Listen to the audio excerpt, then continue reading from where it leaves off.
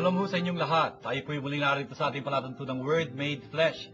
Sa ating po paghahanda para sa ikalimang linggo sa panahon ho ng Kwaresma. Palapit na ho itong ating pinaghahanda ang Pasko ng muling pagkabuhay. At sa ating paghahanda para sa muling pagkabuhay, tayo po'y dapat nagsesentro sa ating pagkakabinyag. Ano ba ang ibig sabihin ng pagkakabinyag natin?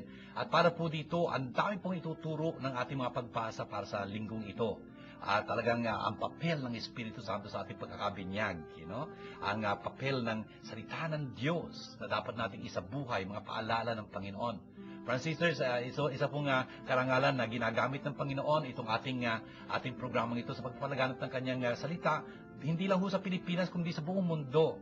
Kung kaya po, lahat kayong nandito sa panonood, pakikinig ng ating palatuntunang Word Made Flesh, ang mga kayo naroon, kayo po'y binabati ko, mga kapatid ko sa kaparian, mga kasambahay, mga kabataan, lalo ng mga anak, yung pong may dinadalang mga hirap, yung pong mga katikista, religyoso, mga seminarista, yung mga nagpapalaganap ng salita ng Diyos, yung mga lay ministers of the Word. Binabati ko po kayong lahat at sana mapulutan ninyo ng ituturo itong ating programang ito.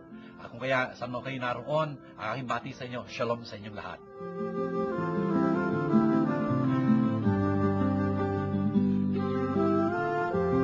Word Made Flesh is glad to invite you to attend the Bible study lessons with Father June Lingad, FDB, every Tuesday at St. John Bosco Parish Church, Makati City from 7:30 until 9:30 p.m. At Quiapo Church every Wednesday from 7:30 to 9 o'clock p.m. And every second and fourth Thursday of the month at VMI School Ayala Alabang from 7:30 to 9:30 p.m. Ang Word Made Flesh ay masayang nakikibahagi at malugod na sumusuporta sa pondo ng Pinoy.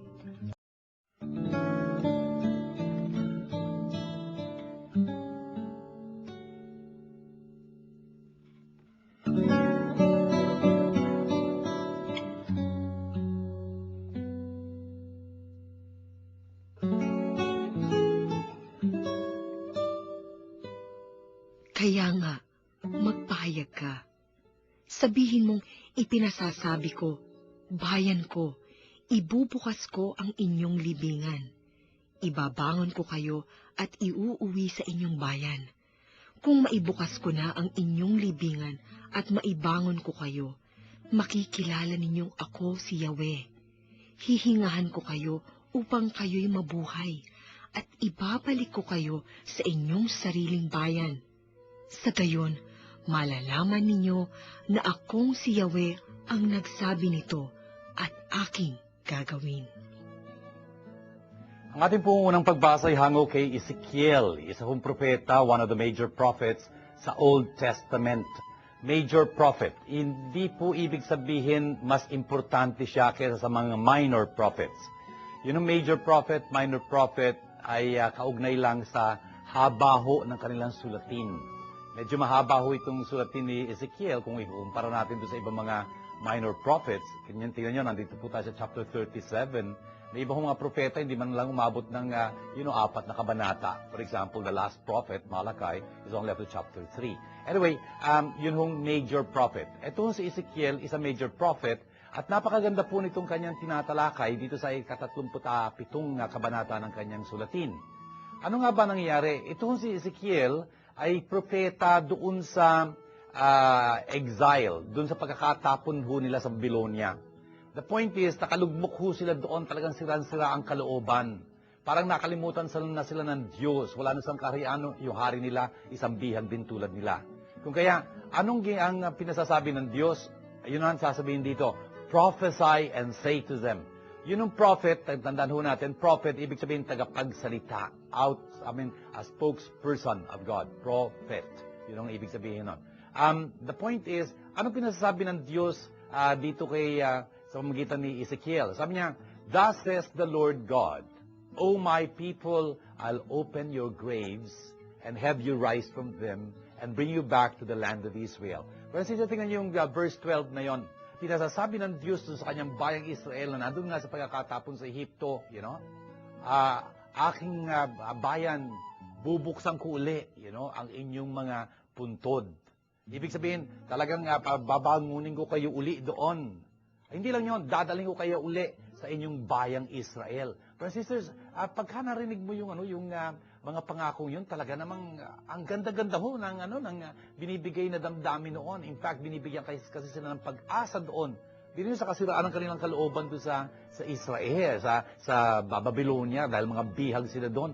Ito, pinapangako sa kanilang Diyos na titindig uli sila, mabubuhay uli sila, at papabalikin sila ng Diyos doon sa lupain ng Israel. By the way, this is chapter 37. Ito hong chapter na ito ay tungkol doon sa pangitain yung vision ng mga dry bones. Yung mga kalansay ho, Ano ba maasahan mong mangyari sa kalansay? Di wala. Can you imagine? Wala nang laman Puro buto na lang yun. Nagkahiwa-hiwalay pa nga Pero brothers and sisters, ang sabi ng Panginoon,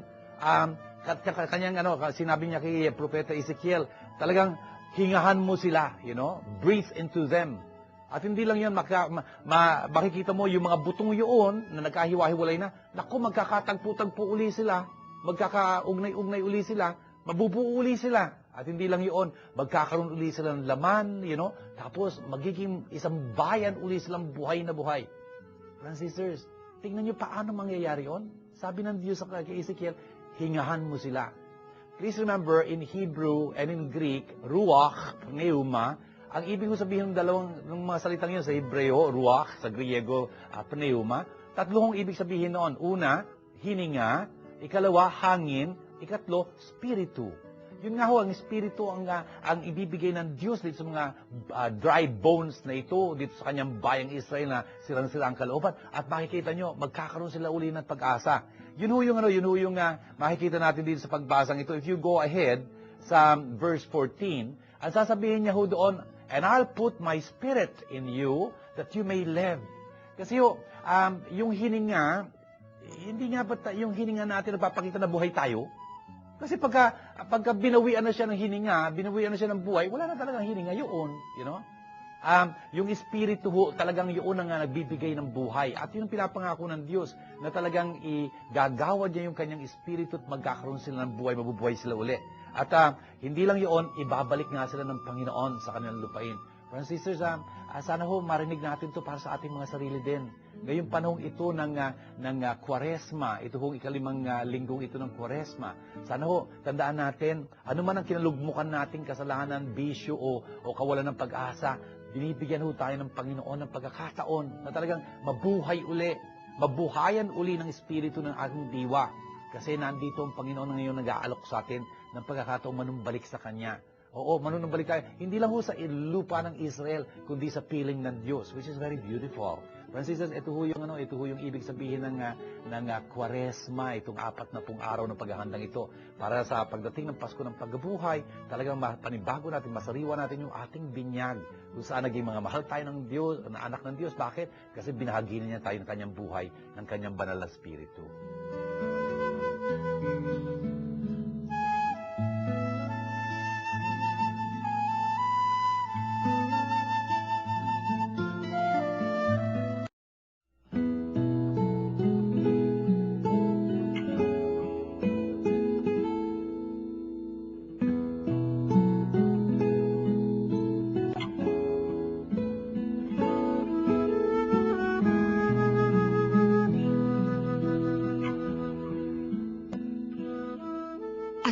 Nabubuhay ayon sa laman ay hindi maaaring kalugdan ng Diyos. Ngunit hindi na kayo namumuhay ayon sa laman, kundi ayon sa Espiritu, kung talagang nananahan sa inyo ang Espiritu ng Diyos. Kung ang Espiritu ni Kristo'y wala sa isang tao, hindi siya kay Kristo. Ngunit kung nasa inyo si Kristo, bagamat patay na ang inyong mga katawan dahil sa kasalanan, buhay naman ang inyong espiritu dahil sa pinawalang sala na kayo. Kung nananahan sa inyo ang Espiritu ng Diyos na siyang muling bumuhay kay Hesukristo, ang Diyos ding iyan ang magbibigay ng buhay sa inyong mga katawang mamamatay sa pamamagitan ng kanyang Espiritu nananahan sa inyo. Ang ating pong ikalawang pagbasa ay hango sa napaka-importante at napakagandang sulat ni San Pablo sa mga taga-Roma. Ito pong chapter 8 na pinaka-literary and theological vertex, high point po ng sulating ito ni San Pablo sa mga taga-Roma. Ano ba tinatalakay niya rito? Tungkol ho sa papel ng Espiritu Santo sa buhay Kristiyano. Kung kaya dito sa verse 8, kung saan tayo nag-uumpisa, ang sabi niya, yung mga nasa laman, hindi pwedeng kalugod-lugod sa Diyos. May contrast ho dito marinig tayo, nasa laman at nasa Espiritu. Ano ba ang ibig sabihin ng nasa laman? Nasa laman, ibig sabihin, ang pinaiiral bilang prinsipyo, bilang pinagmumulan ng kanilang gawain, ng kanilang pag-iral, ay yung laman. Ay yung laman ho, ang pagkakaintindi rito, dapat intindihin dito, yung frailty, yung weakness, yung nothingness, yung talagang hatak ng pita ng laman, yung talagang kabulukan, yung talagang kasamaan, yun yung pagiging material, pagiging makamundo, yun yung ibig sabihin na nasa laman. Pagka ganun, hindi ka talagang pwede maging kalugod-lugod sa Diyos. In fact, ang Diyos ho ay banal. Pagka tinukoy natin ang Diyos ay banal, ibig sabihin nakaangat ho siya sa anumang makamundo, makamaterial, laman. Angat siya doon. Kaya nga, banal. At ang nagpapakabanal, ibig sabihin umaangat mula din sa mga bagay na ito. At sa ganun parang napapalapit sila sa Panginoon. Brothers and sisters, nakita niyo yung ibig sabihin ng banal, hindi lagi nakaluhod, nagdarasal na ganun, ewan ko kung ano. Hindi ho, kundi yung nakaangat ho. Hiwalay siya sa makamundo, makamaterial, makalupa, maka-flesh, yung laman na ganyan. You are not in the flesh. Ang sabi ni San Pablo dito sa verse 9. Hindi kayo nasa laman. On the contrary, kayo'y nasa spiritu. This is the contrast, in the flesh, in the spirit. Anong ibig sabihin ng pagiging nasa Espiritu? If only the Spirit of God dwells in you. Friends and sisters, ang Espiritu Santo ho ng Diyos, ang Espiritu ng Diyos, ay tinanggap natin nung tayo binyagan. In fact, nandito tayo sa chapter 8. Pagka nagpunta kayo sa chapter 8, verse 15, makikita nyo doon, ang Espiritu Santo ho, ang siyang nagbibigay lakas loob sa atin, nag-uudyok sa atin, tawagin ng Diyos, Abba, Daddy. Yun ang nagbibigay sa atin ng napakalaking karangalan talagang maging mga anak ng Diyos. Ang Espiritu, kasi siya mismong nagiging Espiritu natin, kadiwa natin ang Diyos dahil sa Espiritu itong binibigay niya sa atin. At sabi niya, whoever does not have the Spirit of Christ does not belong to Him. Friends, narinig niyo yun? Pagka hindi ho sumasa atin ang Espiritu ni Kristo, na wala na iba kundi ang Espiritu ng Diyos, ang Espiritu Santo, hindi ho tayo kabilang kay Kristo. Kahit na 10 beses tayo nabinyagan, Importante ho na talagang bigyan natin puwang at pagkakataon ng Espiritu ng Diyos na talagang kumilos sa atin. Siyang gawin nating prinsipyo ng ating buhay. We live in the Spirit, Hindi yung Espiritu hindi yung nasa laman pa tayo. No, we are in the Spirit. Friends and sisters, tingnan niyo yun, importante ho yung pangungusap na yun. We should live in the Spirit. Life in the Spirit. Sa atin ng kapanahunan, salamat sa Espiritu Santo, talagang parabang pinagyan niya ng pagkakataon na magkaroon ng panibagong sigla ang Eklesiya. Sa pamagitan ho ng mga charismatic movement, charismatic renewal movements in the church. All over the church. Hindi lang ho sa Pilipinas yan, All over the church. Talagang may bagong sigla ang simbahan. Salamat sa Espiritu Santo kumikilos dun sa mga nasa renewal groups na yun. Napakahalaga po na bawat isa sa atin, magkaroon tayo ng pagkakataon na talaga maka-attend, ng Life in the Spirit seminar. Bakit? Kasi malalaman natin kung paano kumikilos sa atin ang Espiritu Santo. Sabihin natin ganito. For example, pagka-birthday mo, tapos may nagbigay sa'yo ng regalo. Anong unang-unang mong gagawin doon sa regalo mo? Pagkatapos magpasalamat doon sa nagbigay sa'yo, anong unang-unang gagawin sa regalo mo? Natural. Bubuksan, hindi ba? O ba't bubuksan? Para makita kung ano nasa loob. Bakit? Para kung yung nasa loob ay pagkain, kanin, hindi hayaang mabulok, Kung yung nasa loob ay damit, isukat mo, kung hindi kasa sa'yo, siguro papalitan mo o bigay mo sa iba. At least, may silbi yun. Pero nung ginagawa natin natural para sa mga handog natin, Brothers and sisters, nung tayo binyagan, nung tayo kumpila, nung kayo kinasal, nung kayo, tayo ho'y na ordinang pare, o kaya yung mga reliyoso nag-profess ng kanilang mga vows. Brothers and sisters, ang dami hong pagpapalang binigay sa atin ng Panginoon doon sa pagkakataong yun. Alam ba natin kung ano natanggap natin? Nabuksan na ho ba natin mga regalo natin? Malamang hindi pa. And that's exactly where, the Life in the Spirit seminars, come in. Bakit? Talaga kung mamumulat yung ating mga mata, yung ating kabalayan, yung ating pag-iisip, tungkol sa mga handog na binigay sa atin ng Diyos. Who knows? We might begin using them. And our lives will be transformed. Our lives will be more hopeful. The Word of God will be more meaningful to us. Brothers and sisters, yung Espiritu Santong yun ay napaka-importante. we have the Spirit of Christ, we belong to Him, otherwise not.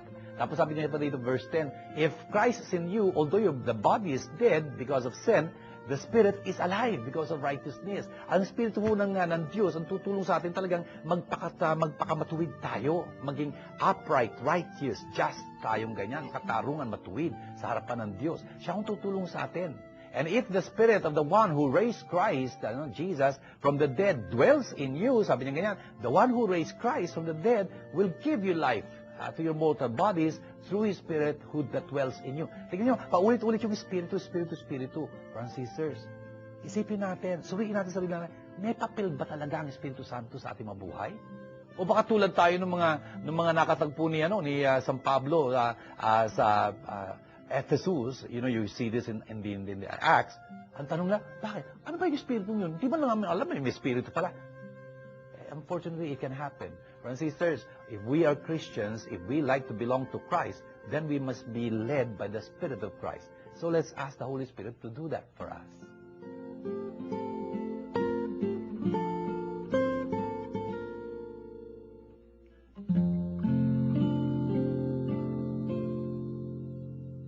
Shalom to you all. This is Father Jun Lingad, the Salesian of Don Bosco here at Word Made Flesh. I'm very happy to share with you the fact that God has seen us through 3 years in this programming. And if you feel you have been blessed in one way or another, do help us continue this program. Support us financially. And if you want to do that, please know that our Word Made Flesh Foundation Incorporated account in the Bank of Philippine Islands, current account, is numbered 0011-165362. Our dollar account, FCDU, account number 0014151206, with a SWIFT address as BOPIPHMM.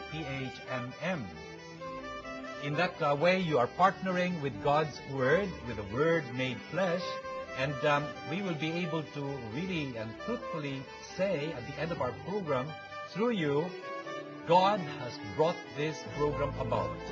This program is brought to you by God, the Word Made Flesh. Indeed, God is our sponsor, and that's very beautiful. And so I like to thank you on behalf of the Word Made Flesh Foundation Incorporated. Anywhere you are, shalom to you all.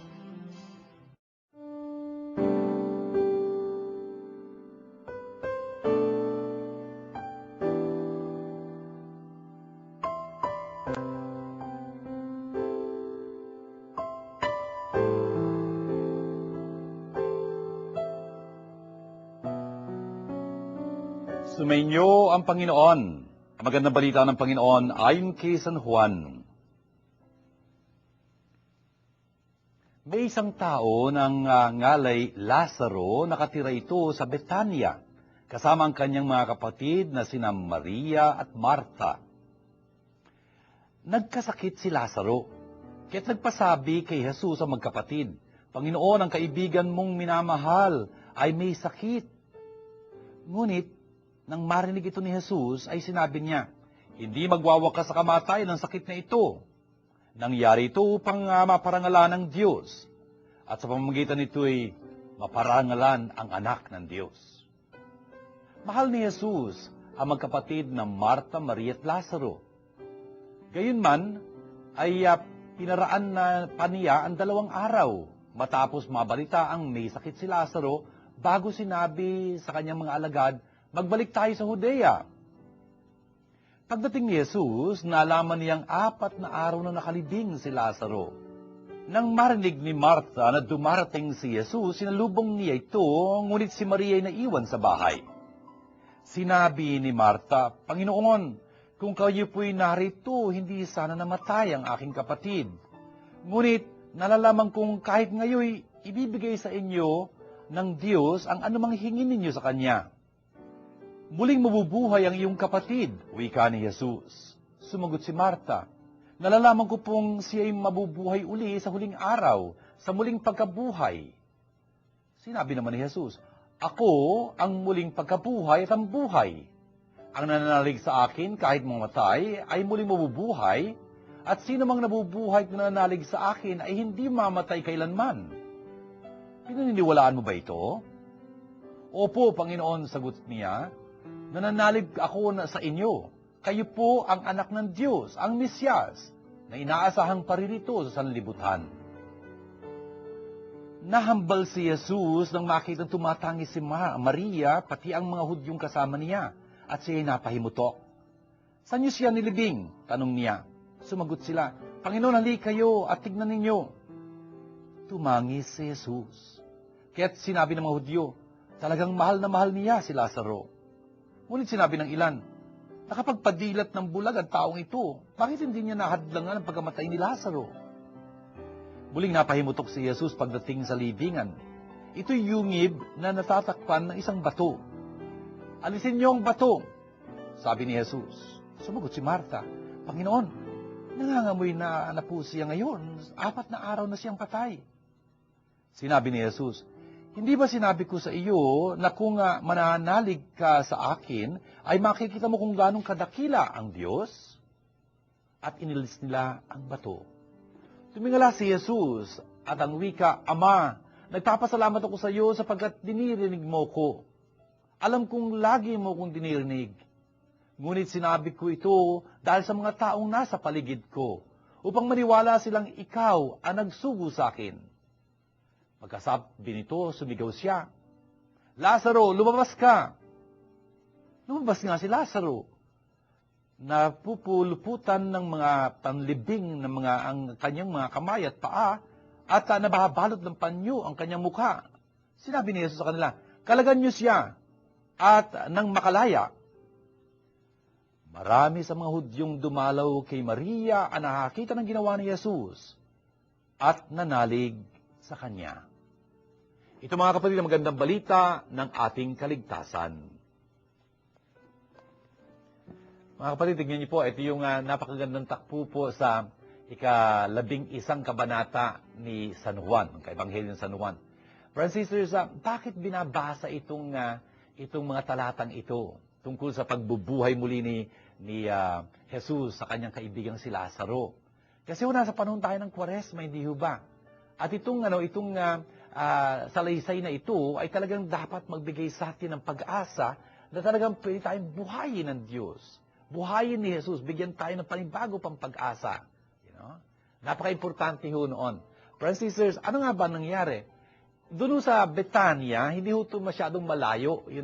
Siguro mga 3-4 kilometers down the road from Jerusalem, papunta sa Bethlehem, ganyan. At nandun yung Betania.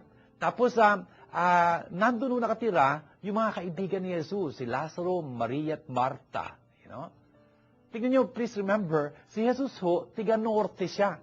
Kumbaga sa Pilipinas, nandun siya tiga-Ilok o tiga-Tarlac si Jesus, yung templo nasa Maynila ho, Kamaynilaan sa Jerusalem. Ang layo ho noon. Saan titira si Jesus pagka nasa Jerusalem siya? Mabuti na lang may mga kaibigan sila. Ayun nga sa Betania, si Lazaro, si Maria at si Marta. Lagi hong welcome doon si Jesus at yung kanyang mga kasama, yung mga disipulo niya. Anong nangyari ho? Wala naman doon si Jesus sa Betania, nagpadala ng mensahe itong si Marta na yung kaibigan niyang minamahal, si Lazaro, ay may sakit. Ayun. Kung kaya, anong sinabi ni Jesus? Hindi naman ito magtatapos sa kamatayan. Sabi niya ganyan. Ito'y para sa kaluluwalhati ng Diyos. Kung kaya, imbis na magmamading pumunta rin sa lugar nila Lazaro, Maria at Marta, doon sa Betania nga, nanatili pa siya doon sa lugar kung saan niya natanggap yung balita for 2 more days. Ang ibig kong sabihin ito, malayo-layo siya doon sa lugar na yun. Anyway, it will take him 2 days to come over to their place. Ibig kong sabihin, malamang nandun pa siya sa Galilea noon, Anyway, the point is, padating na si Jesus dun sa lugar ni Lazaro, Marta at Maria sa Betania. Nung narinig niya ni Maria na dumarating si Jesus, ayun, sinalubong niya. At ang sabi sa kanya, Panginoon, kung nandito lang kayo, naku, sana hindi namatay ang kapatid ko. Pero bago nga pala po nangyari itong tagpong ito, nung sinabi ni Jesus na, halika kayo, pumunta tayo at puntahan natin si Lazaro, ating kaibigan, dahil natutulog siya. Sabi ng mga disipulo niya, kung natutulog ho siya, gagaling siya. Kasi narinig lang may sakit siya, natutulog daw siya. Di, gagaling ho siya kung nakatutulog siya, di magaling. No? Hindi, patay na ating kapatid. Tapos sabi nung iba namang mga disipulo niya, Panginoon, pupunta uli kayo sa Jerusalem? Kamunti na kayong batuhin dun, di ba? Tapos sabi ni Tomas, ito ang ganda-ganda ng sabi ni Tomas, halika kayo, sumama tayo sa kanya at mamatay kung kinakailangan. Brothers and sisters, isang napaka very strong statement of a disciple of Jesus. They were ready to die with Jesus.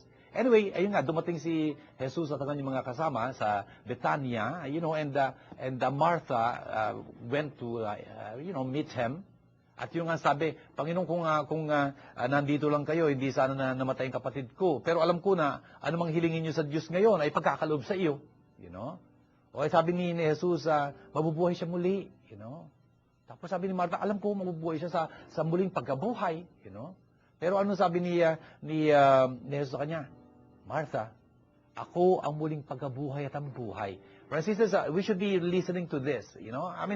Sana ho narinig natin yung sinasabi ni Jesus kasi sinasabi niya rin ho sa atin yun.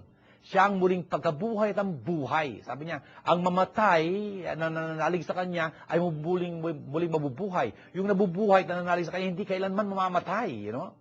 At tinatanong niya si Martha, tulad ng tinatanong niya tayo, naniniwala ka ba dito? Ang sagot ni Martha, naniniwala po ako. At ikinonfess ni Martha something very beautiful. Kayo ang Kristo, ang Mesyas, yung pinahira ng langis. Kayo po ang anak ng Diyos. Kayong inihintay-hintayin naming darating. Francis, tatlo yung bagay na inamin doon ni Martha as part of her faith in Jesus. That Jesus is the Christ. He is the Christ. And not only the Christ, is the Son of God. Francis, pwedeng tanggapin si Jesus bilang Kristo, pero hindi bilang anak ng Diyos. May mga taong ganun, na naniniwala kay Jesus bilang tao, pero hindi anak ng Diyos. Hindi lang yon na itong si Jesus ay siyang inaasahang darating. Siya yung hinihintay-hintay ng mga Hudyong darating. At nagpapasalangan si Martha, dumating na nga. Francis, unfortunately, not all Jews believe that. Even now, they're still waiting for the Messiah, who is supposed to be coming. And Jesus says, I am the Messiah. He confessed that when he was speaking to the Samaritan woman, di ba? Yung Samaritan woman, sabi niya, alam ko na darating ang Mesyas. Ang tawag nila sa Mesyas yung dumarating, the Tahev, Pero ang sabi ni Jesus, ako nakipag-usap sa iyo, ako na nga siya. Francis. Ayun nga ho, nung dumating sa puntod ni Lazarus si Jesus, ano nangyari doon? Napaiyak ho si Jesus. Francis, sa mga ebanghelyo, 2 beses lang sinasabi sa ating umiyak si Jesus. Nung minsan, na nakita niya ang lungsod, na napagandang lungsod ng Jerusalem, At nakinikinita niya kung anong mangyayari sa lungsod ng Jerusalem. Palilibutan ng mga kaaway at guguho, That will happen mga 40 years after Jesus. In the year 70, it will exactly happen, And he foretold that. Jerusalem, ilang beses ko yung nais na kupkupin tulad ng ginagawa ng isang inahin, sa kanyang mga chicks na ganyan. Pero ayaw nyo, darating ang araw, sabi niya, palilibutan kayo ng mga hukbo at igugu kayo, walang batong iiwan sa ibabaw ng bato. Brothers and sisters, those words of Jesus will come true, unfortunately. Ano nangyari? Yun ang first time niyang umiyak, Ang second time niyang umiyak, eto ho, nung nandun siya sa puntod ng isang kaibigan. Ano ang sinasalungguhitan ito? Nakita yun ng mga tao. Sabi nga nila, tingnan mo kung gaano niyang kamahalang sa Lazarong ito. Brothers and sisters, yun nga ho, sinasalungguhitan ho nito yung katotohanan na Jesus can establish friendship. He can feel, ganun ho siguro naman pag kami namamatay, nakikiramay tayo, pero not necessarily umiiyak tayo, hindi ba? The point is, Jesus cried for this person, Ibig sabihin nun talagang meron silang mahigpit na kaugnayan, magkakaibigan silang dalawa, at hindi lang silang dalawa, pati na yung dalawang kapatid na babae nito si Lazaro. They loved each other, That's beautiful. Please remember, Jesus can be a friend, And He can feel for us. That's so very important for us to understand. And so, ayun nga ho, nung nandun na si Jesus sa puntod, napaiyak pa nga siyang ganyan Ang sabi niya, buksan nyo ang pintuang yaan, tumawag kasi siya doon kay Lazaro, Lazaro, lumabas ka, Can you imagine? Kung patay na yung tao, di patay na nga talaga. Ang totoo nito, 4 days na ho yun. Alam niyo ba kung 4 days? Brothers and sisters, sa Jewish mentality, ang pagkakaintindi nila ay sa ika-4 na araw, at ika-4 na araw na ito ni Lazaro, doon ho iniintrega ng taong namatay yung kanyang espiritu back to its giver, hiram sa Diyos ang ating buhay, hindi ba? Para sa kanila, sa ika-4 na araw ng pagkamatay, ibinabalik ng hiram yung buhay na pinahiram sa kanya. Kung may ibig sabihin nito, talagang patay na ito si Lazaro. 4 days na eh. Wala na siyang buhay talaga. I hope you understand that. And so, Jesus will show He is really the resurrection and the life, sabi ni Martha, Panginoon, maamoy na huyaan, pa ang araw na napatay na yan. Martha, I thought you believed me. I told you I'm the resurrection and the life, di ba? And so, look at it. Tapos, ayun, nung sinabi ni Jesus na, lumabas ka, Lazaro, ayun nga, bumangon yung patay, lumalabas na parang robot, kasi nakatali eh, Kaya sabi ni Jesus, kalagan niyo siya, upang maging malaya siya. Friends and sisters, please understand, Jesus can do this and wants to do this, Ibig niya hong gawin to para sa bawat isa sa atin. Ibig niya hong talagang buhayin tayo uli mula sa ating pagkakalibing sa kasalanan, sa bisyo, sa kawalan ng pag-asa, etc. Ganyan. Talagang hong gusto ni Jesus para buhayin niya tayo. He is the resurrection and the life, I mean, it's so very important for us to understand that. Francis, tingin nyo, importante para sa atin na dinggin natin si Jesus. Gusto niya tayong bigyan uli ng buhay. Ibig niya ibahagi sa atin yung kanyang espiritu na magbibigay buhay sa atin. Ano man ho yung ating kinalalagyan, biro mo ito, patay na ito. Hindi ka mamatay lang, 4 na araw na patay na ito, and in their thinking, he is hopeless, he is dead. Wala nang pagkakataong buhayin pa yan. Binuhay ho ni Jesus. Kasi totoo na talagang may kapangyarihan si Jesus. Hindi lang siya tao. Tama yung sinabi ni Mesias, ni Martha, I have come to believe that you are the Christ, the Son of God, the prophet, the one we were waiting for all these years. Francis, sana ganun din ang ating pananampalataya kay Jesus. Sana tulad ng mga taong nakasaksi noon, talagang makapanampalataya tayong tunay. Francis, I hope we will experience this resurrection. Ito ho yung dapat mangyari sa Kwaresmang ito. Mabuhayan tayo ng pag-asa, mabuhayan tayo sa ating pananampalataya, mabuhayan tayo ng pag-ibig sa Diyos at sa ating kapwa.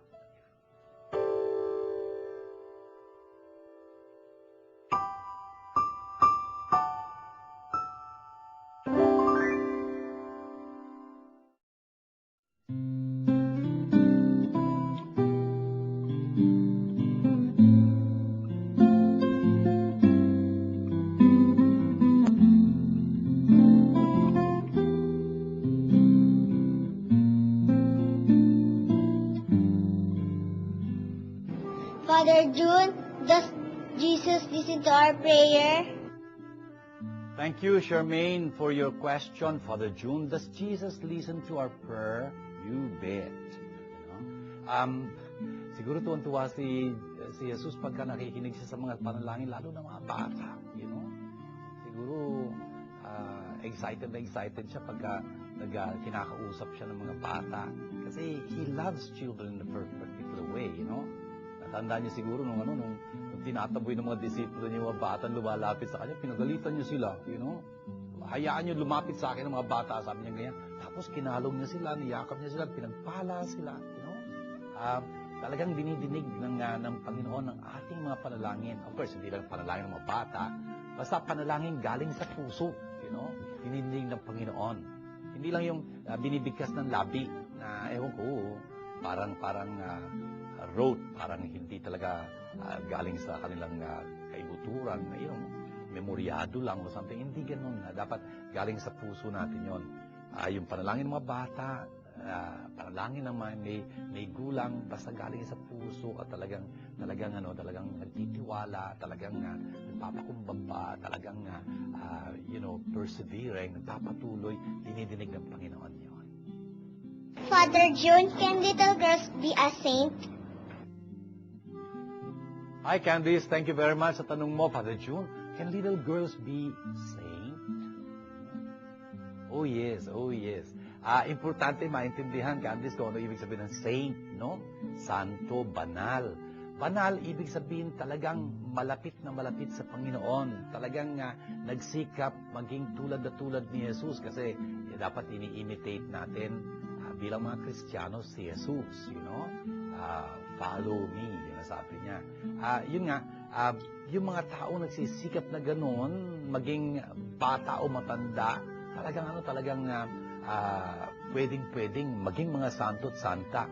Little girls, you bet. I mean, kaming mga Salesianos, for example, may mga madre din kami, yung Daughters of Mary Help of Christians. Meron silang isang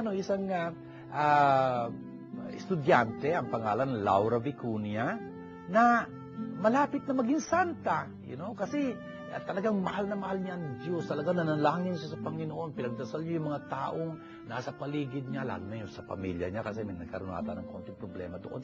Tapos talagang nagpakasakit siya, talagang naging yung sa kanyang pag-aaral, sa kanyang pagtupad ng kanyang mga tungkulin, na talagang galing-galing, you know. Kaya naging huwaran siya doon, you know.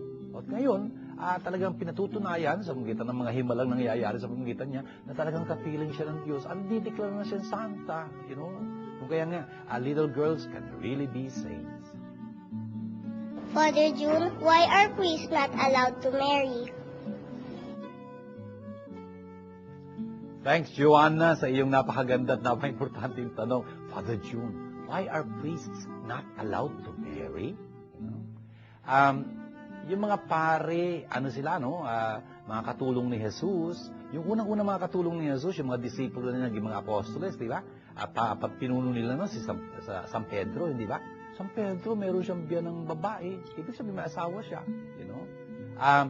Itong kautusan na mga paring Katoliko ay hindi mag-aasawa, ay utos ng simbahan ito, hindi naman ito utos ng Panginoong Jesus. So it became a rule in the church. At ngayon, ang mga pare sa simbahan Katoliko ay hindi nag-aasawa. And that is for some reasons, you know, some reasons, and very important reasons. One, you know, can you imagine kung may asawa yung pare, you know? Tapos may mga anak siya, hindi mo siya pwedeng assign lang ng kahit ng pag ganon, you know? Dapat sasaalang-alam mo yung pamilya niya, paano yung mga nag-aaral ng mga anak niya. I mean, ang daming, you know, isasaalang-alang to. Tapos yung pare din, ang daming sasaalang-alang. Sasaalang-alang yung asawa niya, yung pamilya niya. Paano yun? And so, definitely, hindi pwedeng undivided yung kanyang attention to his church, you know, to his community.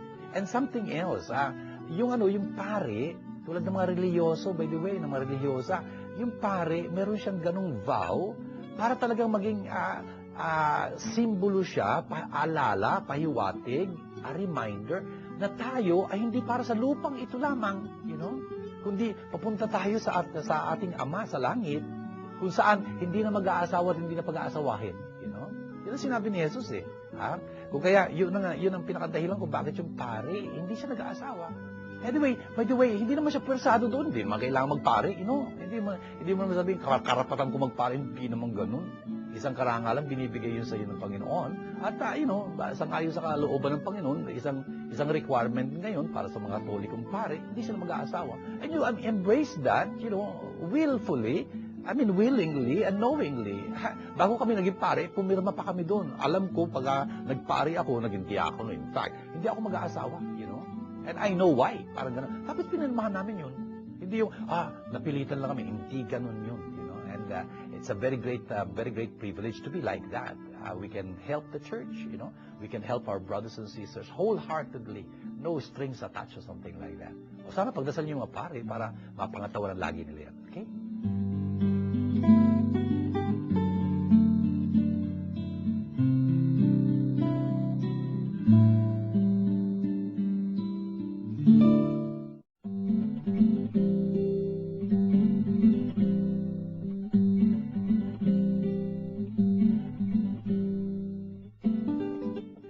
Po sa ikalimang linggo sa panahon ito ng Kwaresma, ang ganda-ganda ho ng mga pagbasa nating nagpaalala sa atin na napaka-importante mga katotohanan, hindi ho ba? Yung sumesentro ho yung mga pagbasa natin doon sa papel ng Espiritu Santo in a particular way. Tapos ho doon sa muling pagkabuhay. Kaya dito sa sa first reading natin from Ezekiel, nandun ho yung resurrection scene. Yun ho ang pinakataksain doon. Napaka-sentro talaga nung sulatin ni Ezekiel. Mabubuhay at bubuhayin uli ng Diyos ang kanyang bayan sa kanyang pagkakalugmok doon sa pagkakatapon na yun from the exile, kung saan sila ang kalooban. Talagang bibigay ng Diyos ang kanyang espiritu para mabuhayan uli sila. Para sila mga kalansay, pero magkakaroon uli sila ng panibagong buhay. Ang espiritu lang ho ang makagagawa noon. Tapos sa ating ikalawang pagbasa from the letter of the Romans, ayun ho, chapter 8, nasabi ko sa inyo, napaka-importante. Talaga naman silang guhitan doon ay yung papel ng espiritu upang buhayin tayo, mga nananampalataya kay Kristo, para hindi tayo mamuhay sa laman, kundi sa espiritu. Yun nga ho, inikayat ko kayo na talagang isip-isipin natin at suriin natin sarili natin sa paghahandang ito sa patungo sa muling pagkabuhay ng Panginoon. Kamusta ba ang papel ng Espiritu Santo sa ating buhay? Alam mo ba natin ay yung pamumuno ng Espiritu sa ating buhay? Kilala ba natin siya? Kung hindi yung ansaklap, hindi tayo pwede maging mga anak ng Diyos kung hindi tayo pinamumunuan ng Espiritu Santo. Those who are led by the Spirit of God as the sons of God, the children of God. If we are, if the Spirit of Christ is in us, then we belong to Jesus. Importante ho yun, Tapos yung Ebanghelyo narinig natin, ayun, si Jesus, sinaad niya talaga na siya ang buhay at muling pagkabuhay. Binuhay niya uli ang isang taong patay na talaga. Bakit? Kaibigan niya ito, kaibigan niya si Lazaro. Brothers and sisters, tayo rin ay mga kaibigan ni Jesus. Ibig niya talagang maging mahigpit yung ating pagkikaibigan sa Kanya. At talagang nalulungkot siya at napapaiyak siya pagka nakikita niya tayong nasisiraan ng loob, na ewan ko, nawawala ng pag-asa, talaga namang namamatay dahil sa kasalanan, sa bisyo nating ganyan. Brothers and sisters, kung kaya, ito yung alok sa atin ng Panginoon. Siya ang buhay at buhay para sa atin, Ano nga ba ang ating kamatayan? Ano ba ang ating kalibing, ang pagkakalibing? Ano ba talaga ang ating kawalan ng pag-asa? Iba-iba ho yun depende sa inyo. Sana alam nyo kung anong kinalalagyan ninyo. At huwag kayong masiraan ng loob. Si Jesus ho, ang muling pagkabuhay ng buhay, totohanan ho yun. Gusto niya tayong palabasin sa ating mga kinalulugmukang mga libingan. Come out. Lagay ho natin yung pangalan natin doon. Father June, come out. Ganon. Yeah, come out of the tomb of sin, of hopelessness, etc. Francis, gawin ho natin panalangin itong ating mga narinig na ito sa ngalan ng Ama, ng Anak, at ng Espiritu Santo. Amen. Aba, mapagmahal namin Diyos at Ama, salamat pong marami sa mga napaalala niyo sa amin sa mga gitan ng inyong salita. Napaka-importante yung mga bagay. Sana itulungan niyo kami maunawaan at maisabuhay, lalo na ang papel ng Espiritu Santo sa aming mga buhay na magpapaalala sa amin kung sino kami sa inyong harapan. Nagbibigay diwa, nagbibigay lakas at kahulugan sa banal na salita ninyo. Inspirado ito. Aba, tinataas po namin sa inyo lahat ng mga hiling ng aming panalangin, lalo na po yung mga may karamdaman, nasisira ng loob, talagang mayroong mga problema kinakaharap. Sana po dampian niyo sila ng awa ng inyong biyaya para matuklasan nila ang dapat nilang gawin, maibsan ang kanilang mga pasanin, at talagang matamon nila yung kagaling ang hinahangad nila. Aba, tinataas din po namin sa inyo ng mga tumutulong sa amin upang maisagawa namin itong aming palatuntunang Word Made Flesh. Saan po sila naroon, ano man ang kanilang kabutihan ginagawa para sa amin at ipig pang gawin para sa amin, pagpalain niyo sila. Ito po'y aming dalangin kasama ng aming ambirin, alang-alang kay Kristong aming Panginoon. Amen. Sumainyo ang Panginoon at pagpalain kayo masaganang makapangyarihang Diyos, Ama at Anak at Espiritu Santo. Amen. Ito pong ating palatuntunang Word Made Flesh. Ano po'y nagbigay tayo sa inyo ng pag-asa, ng liwanag, ng lakas, ng sigla. Hanggang po sa muli natin pagkikita, pagpalain po kayo ng Panginoon. Shalom sa inyong lahat. This program is brought to you by God, the Word made flesh. Indeed, God is our sponsor.